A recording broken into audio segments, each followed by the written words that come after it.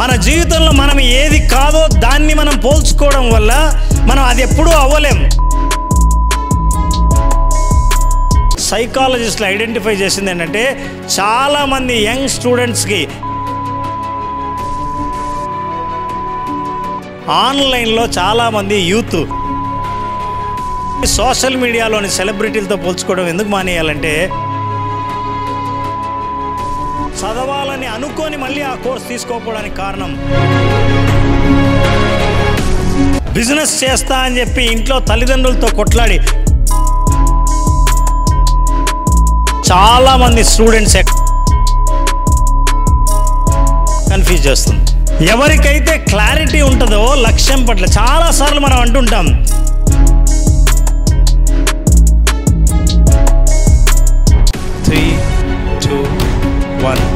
slowly open your eyes. How are you feeling?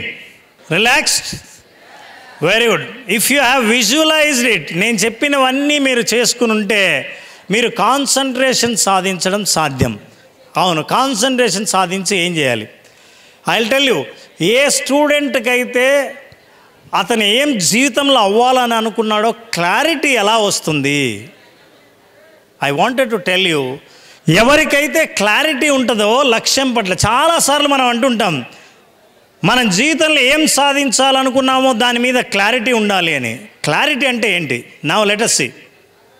For example, నేను లైఫ్లో ఏం అవ్వాలనుకున్నాను, ఎంతకాలం తర్వాత అవ్వాలని అనుకున్నాను. కన్ఫ్యూజన్లో చాలామంది స్టూడెంట్స్ ఎక్కడ కన్ఫ్యూజన్లో ఉంటారంటే, సోషల్ మీడియా వాళ్ళని కన్ఫ్యూజ్ చేస్తుంది.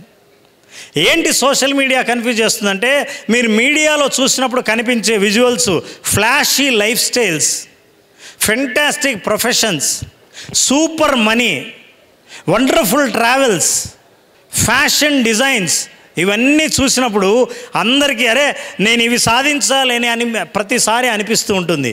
బట్ ఈ మధ్య రీసెర్చ్ ప్రకారం తేలింది ఏంటంటే, 1% కంటే తక్కువగానే సోషల్ మీడియాలో కనిపించే విజువల్స్ అన్నీ వాస్తవానికి దూరంగా ఉన్నాయి.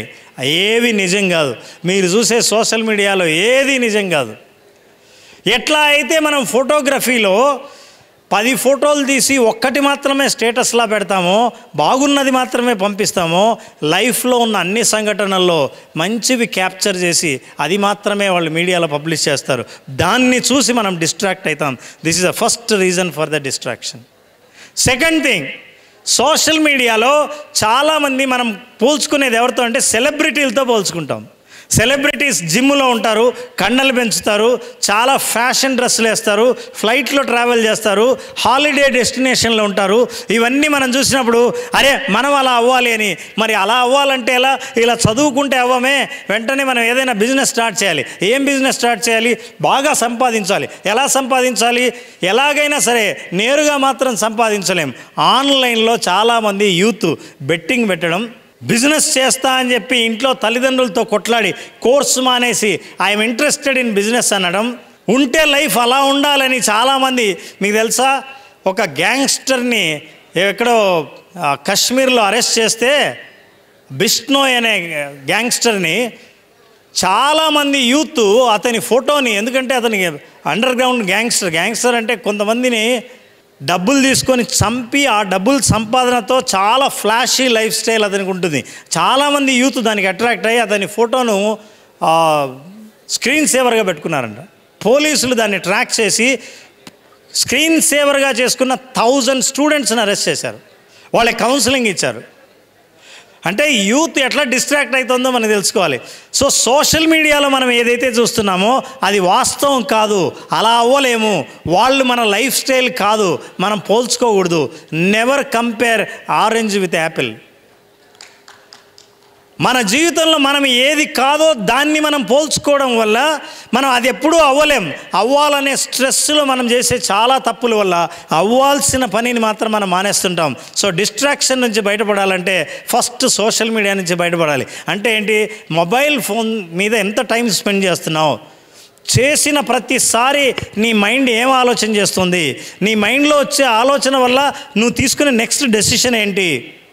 ఎన్నిసార్లు వాయిదా వేసావు? దేవా, I have to tell you, సైకాలజిస్టులు ఐడెంటిఫై చేసింది ఏంటంటే చాలామంది యంగ్ స్టూడెంట్స్కి బ్యాక్లాగ్స్ ఉండడానికి కారణం, సరిగ్గా చదవకపోవడానికి కారణం, చదవాలని అనుకొని మళ్ళీ ఆ కోర్స్ తీసుకోకపోవడానికి కారణం వాయిదా వేసే మనస్తత్వం.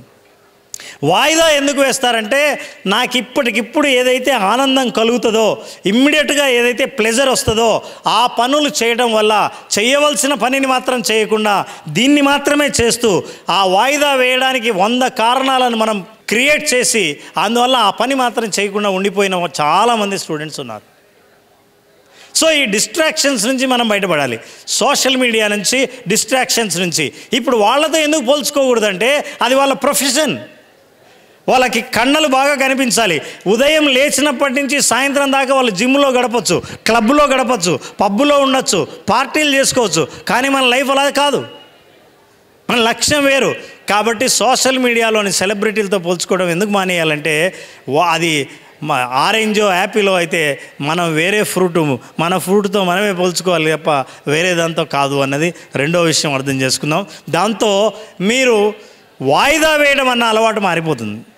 The third thing most important, there is an identity shift అంటారు. For example, can one volunteer సిన్సియర్గా లైఫ్లో ఒక లక్ష్యం ఉంది అని అనుకున్న వాళ్ళు, నేను ఎలాగైనా సాధించాలని అనుకున్న వాళ్ళు, can I invite one volunteer please?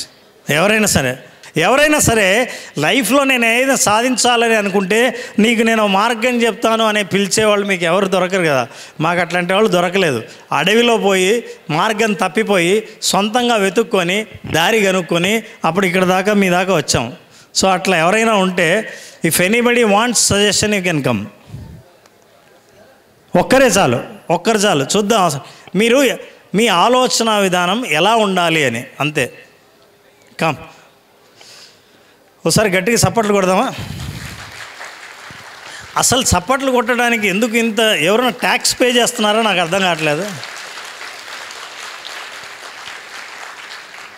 అసలు నేను చప్పట్ల గురించి చెప్పాలి. చప్పట్లు ఎందుకు కొడతామో తెలుసా? అభినందించడం. మీరు ఇక్కడికి రాకముందు ఈ వేదిక మీద ఎన్ని కళా ప్రదర్శనలు జరిగితే, ఎంతమంది కళాకారులకు ఎంతమంది చప్పట్లు కొడితే ఆ వైబ్రేషన్స్ ఇక్కడ ఉన్నాయో మీకు తెలియదు. కళలకు నిలయమైన రాజమండ్రి కేంద్రంలో చప్పట్లు కొట్టడం లేదంటే నాకు చాలా ఆశ్చర్యంగా ఉంటుంది.